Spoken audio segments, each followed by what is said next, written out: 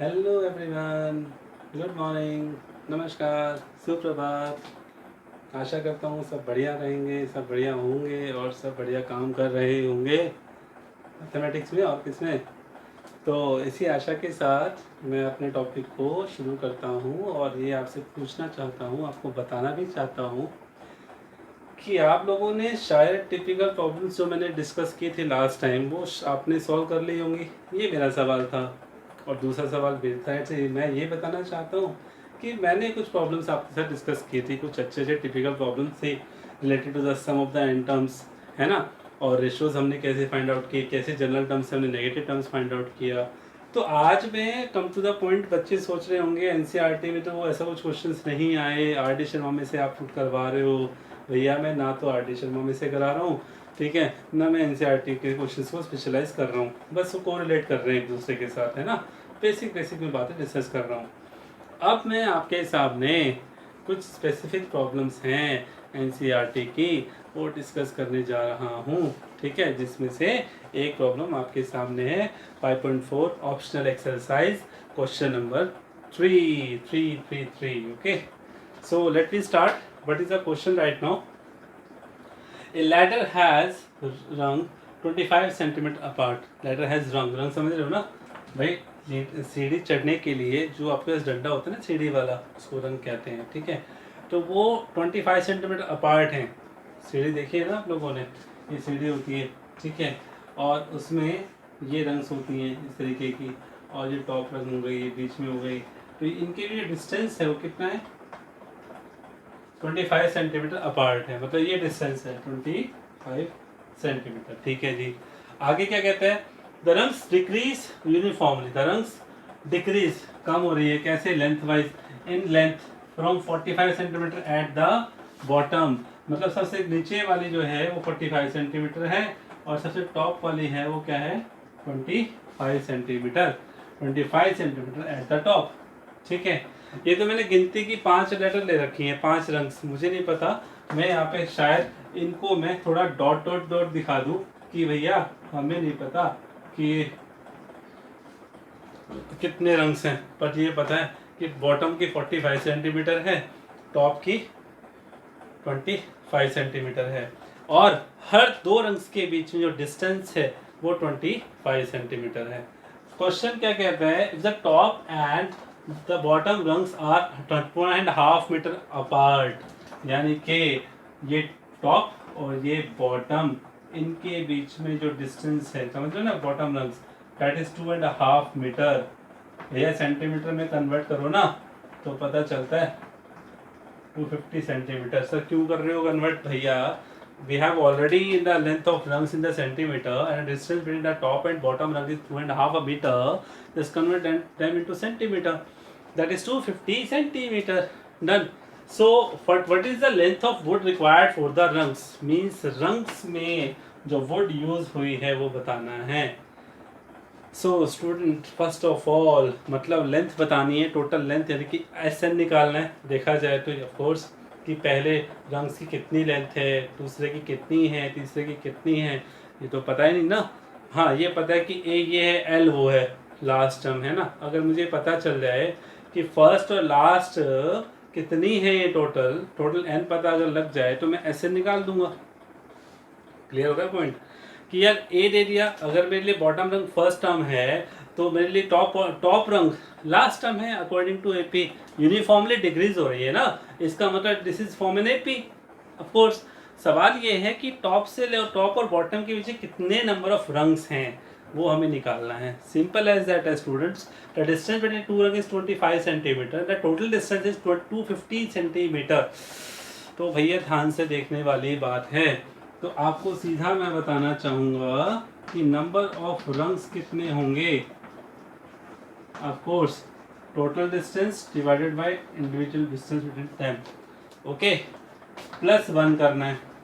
Sir ये +1 क्यों किया? क्योंकि आप क्या करते हो, आप 25 देख रहे हो, 25 ऐसे देख रहे हो, 25। अब जैसे इसी को देखो, हालांकि देखो डिस्टेंस क्या है, दो रंग्स के बीच में है।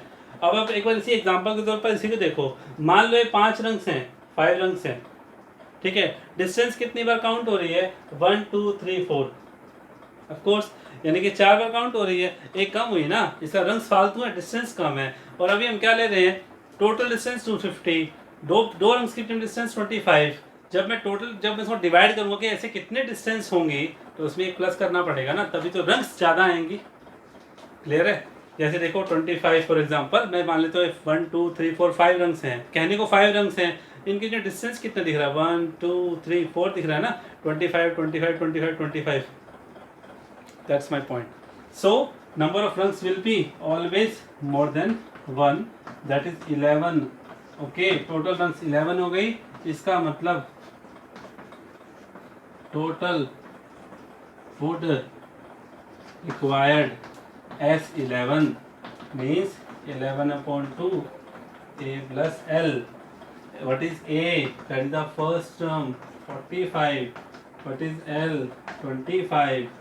11 into 35, 385 centimeter.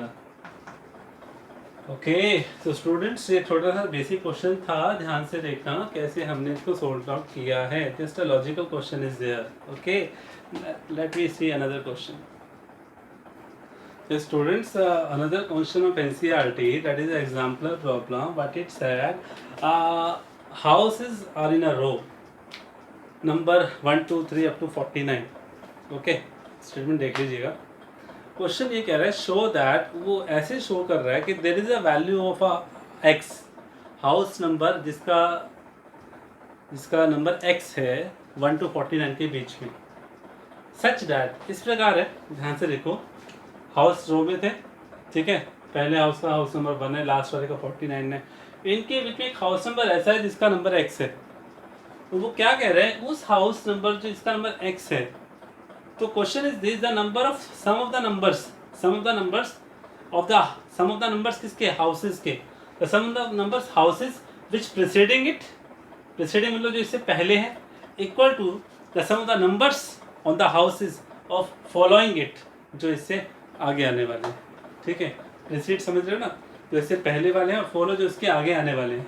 तो क्लियर है, इसका मतलब क्या है, इसका मतलब साफ है कि भैया जिस हाउस का नंबर x है उससे पहले वाले हाउसेस के नंबर का सम बराबर है इसके आने वाले हाउसेस के नंबर के सम के बराबर। तो मेरा सवाल सीधा ऐसा है स्टूडेंट्स, आपसे मैं अगर ये पूछना चाहूँ कि x से पहले कितने हाउस आएंगे, नेचुरल नंबर चल रहा है, तो ऑफ कोर्स आप बोलोगे सर इससे पहले जो हाउस का नंबर है ना वो क्या होगा, x-1 होगा। ठीक है, इसके बाद वाले हाउस का नंबर क्या होगा, x+1 होगा। ठीक है, ऑफ कोर्स होगा, क्योंकि आपसे जो सवाल क्या पूछा गया है कि जिसका हाउस नंबर x है उससे पहले वाले हाउसेस के नंबर का सम, यानी कि 1 से लेकर x-1 तक का सम हो गया। ठीक है, तो मैं सबसे पहले क्या बोलना चाहूंगा कि number of houses precede the house number x are क्या क्या होंगे, 1 2 3 up to x-1 of course. और जो उसको फॉलो कर रहे हैं, number of houses following the house number x are x+1 x+2 up to 49। यही तो होगा।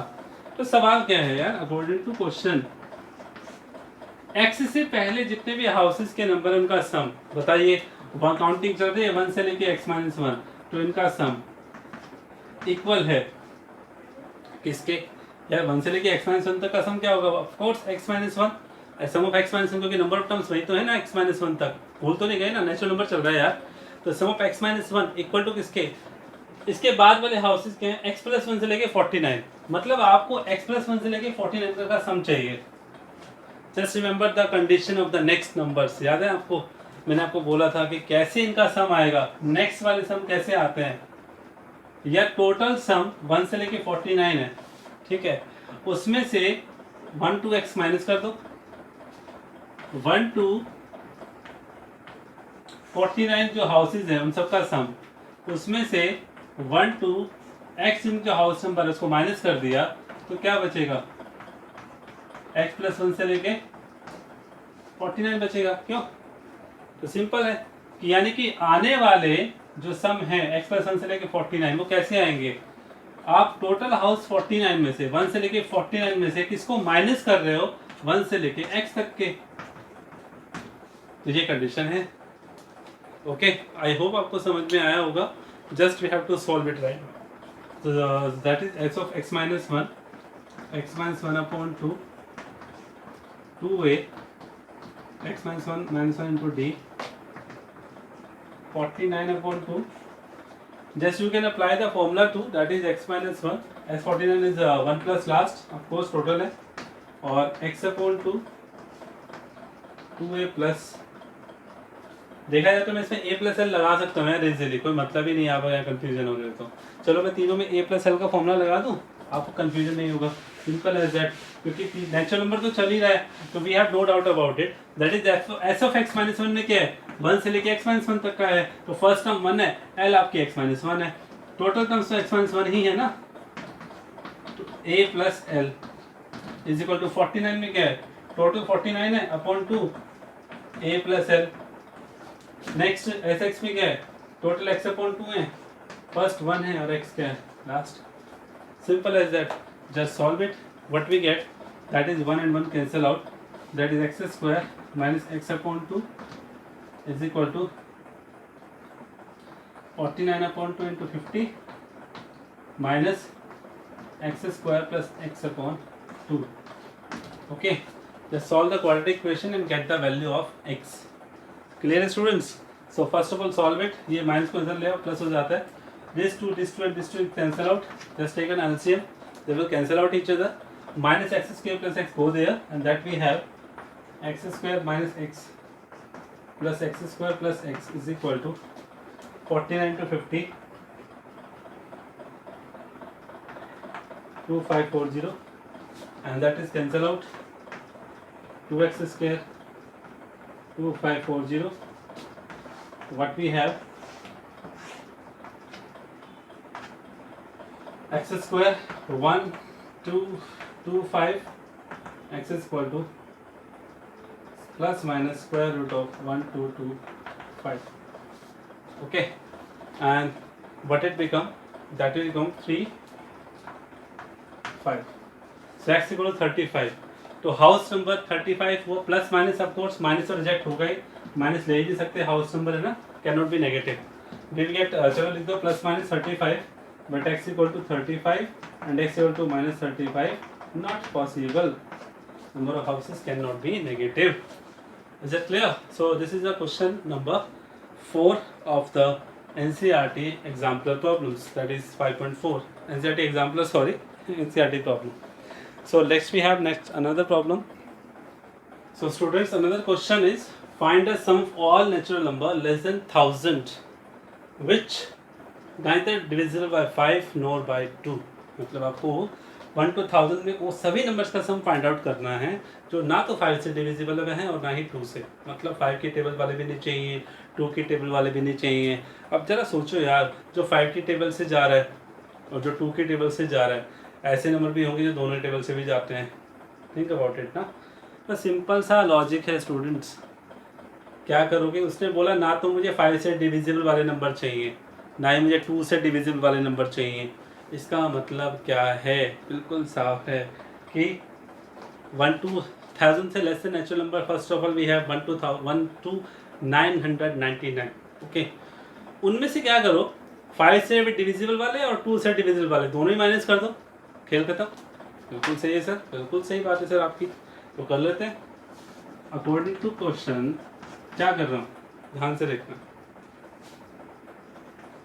रिक्वायर्ड सम, जो मुझे रिक्वायर्ड सम चाहिए उनको मैं शब्दों में बयां कर रहा हूँ, शब्दों में बयां कर रहा हूँ कि sum of the numbers from 1 to 999 total number हो गए, उनमें से किसको माइनस कर रहा हूँ, ध्यान से देखना। सम ऑफ नंबर्स डिविजिबल बाय 5, बिल्कुल सही है sir, minus sum of numbers divisible bye 2, ये भी सही है सर। अब जरा सोचो यार, एक नंबर जो 5 से डिविजिबल है और दूसरा नंबर जो 2 से भी डिविजिबल है, दोनों मिलकर कौन सी कंडीशंस दे रहे हैं, जरा ध्यान दीजिएगा इस बात पे, ठीक है।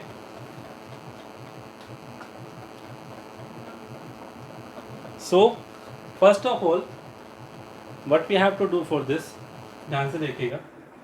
सम of the numbers from 1 to 999 minus sum of the numbers divide by 5 and sum of the number divide by 2। इनमें एक बात नोट करने की है, 5 से डिविजिबल जब आप करते हो तो 5, 10, 15, 20 ये आते हैं।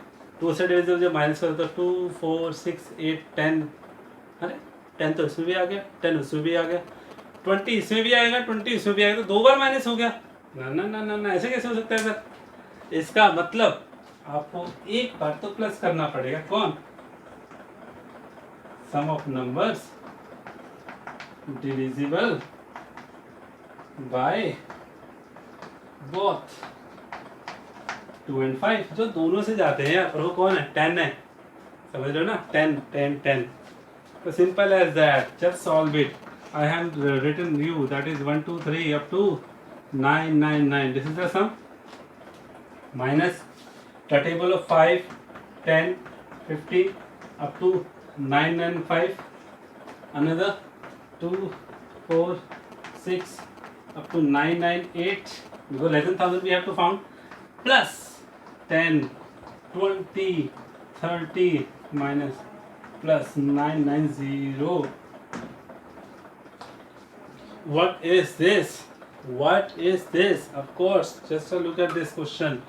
भैया 5 के टेबल पे भी 10 जा रहा था, 2 के टेबल पे भी 10 आ रहा था, तो 2 बार कैसे माइनस हो सकता है? एक बार तो प्लस होना चाहिए। ऑफ कोर्स यार, 2 बार माइनस हो, 2 बार 10 कहाँ से आया आपके पास?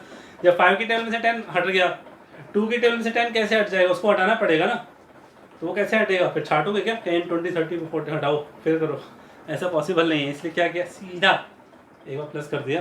जो 10 दोनों से जाते हैं, 2 and 5 बोथ से जाते हैं। Okay students, so before you we have the 4 series of AP, 4 sequence series of an AP. Of course, just use the formula of Sn is equal to n upon to a plus l, again n upon to a plus l, again n upon to a plus n, again n upon to a plus l। सीधा पता लगा लेना यार कि 5 से लेके 995 तक कितने टर्म्स हैं। It's your part right now. Okay, just मैंने एक्सप्रेशन देना था, आपको दे दिया। क्वेश्चन मार्क है, कर लेना है, सॉल्व कर लेना। So students, this is some typical problems I have discussed with you of an AP. Next topic जो शुरू होने वाला है, triangles, chapter number 6, that's an theorem, part of theorem. बड़ा मज़ा आने वाला है थ्योरम्स के पार्ट्स में, तो आप ध्यान से देखिएगा। आई होप आपको अभी तक मज़ा ही आया होगा। एपी को कैसे सॉल्व करना है, कैसे कैसे क्वेश्चंस हैं, कैसे कैसे टास्क आपको सॉर्ट आउट करने हैं, वर्ड्स प्रॉब्लम भी आपको करनी है। कोई दिक्कत आती है शेयर कर जरूर करना है यार, पूछ लेना, कोई दिक्कत नहीं है, फिर से शेयर कर देंगे। तब तक के लिए आप एपी को भरपूर आनंद से सॉल्व कीजिए, अच्छे से सॉल्व कीजिए। कोई नहीं आता तो शेयर ज़रूर कीजिए। Good bye, take care and very very take care of yourself. Stay with us.